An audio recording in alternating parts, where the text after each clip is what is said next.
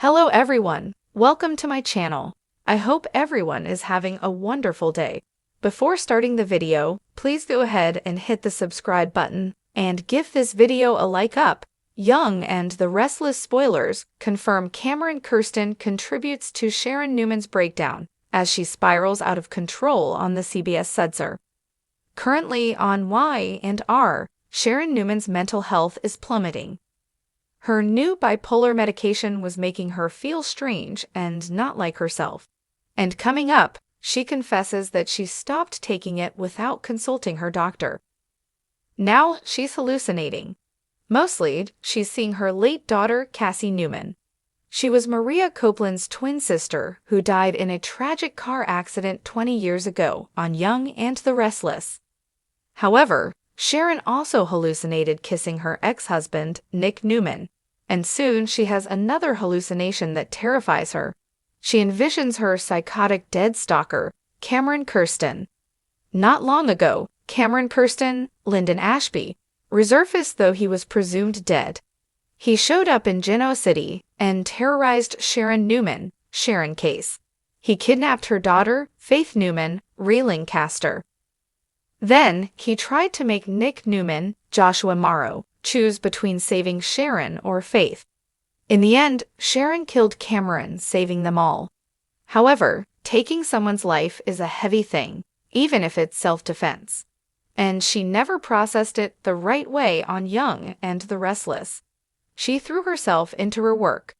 Plus, he left her his company, Kirsten Industries, that she revamped into a new company, Cassidy, naming it after Cassie. No doubt, all of this has been lying just under the surface. The ordeal with Cameron was traumatizing and is affecting Sharon much more than she realizes. Now he's haunting her, which might push her over the edge. This week on Y&R, Sharon admits to Nick, Faith, and Maria Copeland, Karen Grimes, that she's off her meds. She also admits that she is not OK and needs help. She reveals that she didn't handle killing Cameron properly. Plus, she admits she never grieved her late husband, Ray Roselle's, Jordi Villasuso, properly either. So she agrees to get help.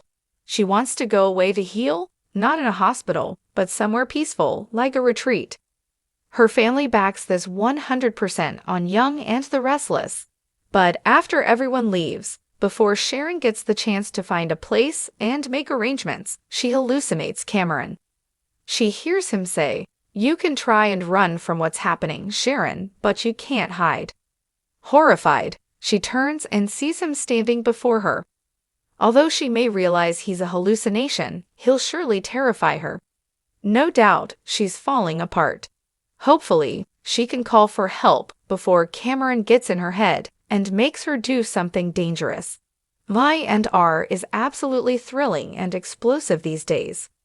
Don't miss a minute to see what happens next with Sharon Newman and how Kirsten continues to terrorize her from beyond the grave on the CBS soap.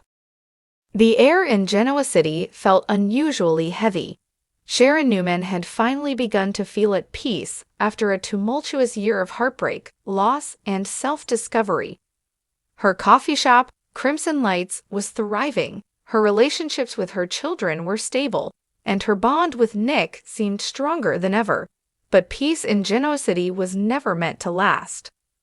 One chilly evening, as Sharon closed up Crimson Lights, she couldn't shake the feeling that someone was watching her. The shadowed corners of the coffee shop seemed darker than usual, and the faint sound of a footstep made her freeze in place. "Hello," she called, her voice echoing through the empty room. There was no reply. She shook her head, laughing nervously at her paranoia. "Get a grip, Sharon," she muttered, turning off the lights and locking up. But Sharon's unease lingered. That night, as she lay in bed, her dreams were invaded by a face she thought she'd left in the past, Kirsten. His cold, menacing eyes stared back at her as he whispered, "You can't escape me." Sharon woke up in a cold sweat, her heart racing. It had been years since Kirsten had terrorized her life. She believed that chapter was closed when justice had finally been served. But the dream felt so real, almost like a premonition. She dismissed the thought, telling herself it was just her mind dredging up old fears.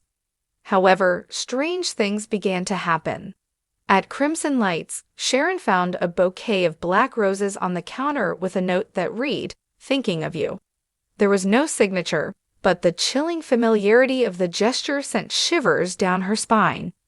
She'd received similar roses from Cameron during his reign of terror. Nick was the first person Sharon confided in. "Nick, I think he's back," she said, her voice trembling. Nick frowned, his protective instincts kicking in immediately. "That's impossible, Sharon. Cameron's dead. We both know that." "I know," Sharon replied, her eyes darting nervously around the room. "But someone is trying to make me think he's not." Despite Nick's reassurances, Sharon couldn't shake the feeling that she was being watched. At night, she heard strange noises outside her home. Objects in her house seemed to move on their own. One morning, she found the word "remember" scrawled on her bathroom mirror in red lipstick. Desperate for answers, Sharon turned to Ray Rosales, Genoa City's trusted detective.